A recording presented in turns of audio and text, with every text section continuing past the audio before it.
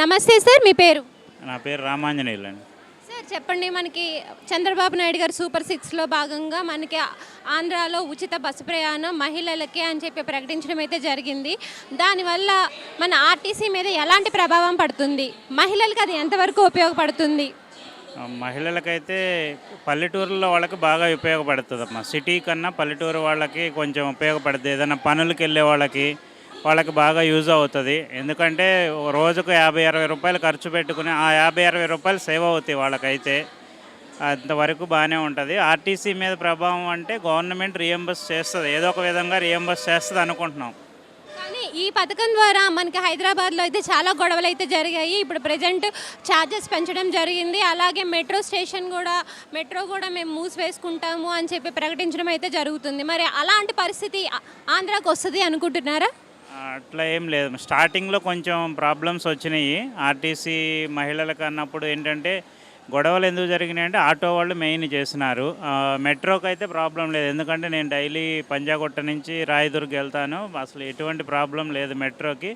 Full crowd, ఎప్పుడు అంతకుముందు ఇవ్వకముందు ఎలా క్రౌడ్ ఉందో అదే క్రౌడ్ ఉంది మెట్రోలో. బట్ కాకపోతే ఏంటంటే ఈ ఆటో వాళ్ళు బాగా ఇది చేస్తున్నారు. ఆటో వాళ్ళకి ట్రిప్స్ ఉండవని చెప్పేసి దానివల్ల కొంచెం ప్రాబ్లం చేసినారు. బట్ తర్వాత కొంచెం సెగ్రిగేట్ అయింది. బట్ పబ్లిక్ అయితే కొంచెం ఇన్కన్వీనియన్స్, ఎందుకంటే వాళ్ళకి పని ఉన్నా లేకపోయినా తిరిగే వాళ్ళు ఉన్నారు. ఎగ్జాంపుల్, మా అపార్ట్మెంట్లో నేను ఒక ఆమెను చూశాను. ఆమె కోదాడ నుంచి 2 డేస్కి ఒకసారి 4 లీటర్ల పాలు తీసుకొస్తుంది హైదరాబాద్.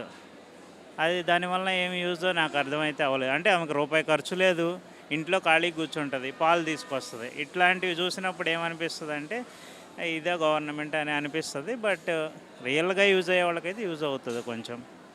నిజంగానే ఉద్యోగం చేసుకునే వాళ్ళు మనకి ఛార్జెస్ పెట్టుకోలేక వాళ్ళకి ఈ 10 రూపాయలు అన్నది నిజంగానే చాలా ఉపయోగపడుద్ది. కానీ మిస్యూజ్ చేసుకునే వాళ్ళు కూడా చాలామంది ఉంటారు. బెస్ట్ ఎగ్జాంపుల్ ఇదే.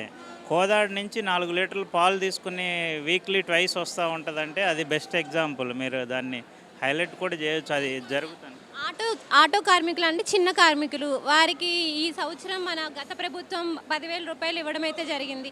అలాంటి పథకాలు ఇప్పుడు వారికి వస్తాయో లేదో తెలియదు. ఇలాంటి మహిళలు ఫ్రీ బస్సు వల్ల వాళ్ళకి నిజంగానే వాళ్ళకి ఛార్జెస్ ఉండవు కదా, బేరాలు ఉండవు. సో మరి వాళ్ళు కూడా ఇబ్బంది పడతారన్నది అయితే వాస్తవం.